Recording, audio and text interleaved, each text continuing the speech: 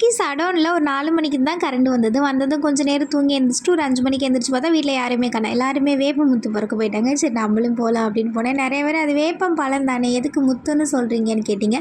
Maximum வேப்ப முத்துன்னு தான் சொல்லுவோம். அதை அப்படியே நம்ம சுருக்கி முத்து பறக்க போகலாமா அப்படின்னு முத்துன்னு நம்ம செல்லமாக சொல்லிக்கிறது. 3 நாளாக பிறக்கலையா, நிறையாவே இருந்தது. ஈவினிங் போல் கொஞ்சம் வேகமாகவே பொழுது செஞ்சு போச்சா, சரி இனிமேலாம் உட்காந்து பறக்கிட்டு இருக்க முடியாது, நாளைக்கு காலையில் வரலாம் அப்படின்னு ஒரு பக்கமாக குமிச்சு வச்சுட்டு வந்துட்டோம். வந்தது லைட்டாக ஃப்ரெஷ் ஆகிட்டு ஆல்ரெடி சாதம் நிறையாவே இருக்குது. மதியம் யாருமே சாப்பிடல, எல்லாருமே தூங்கிட்டாங்களா.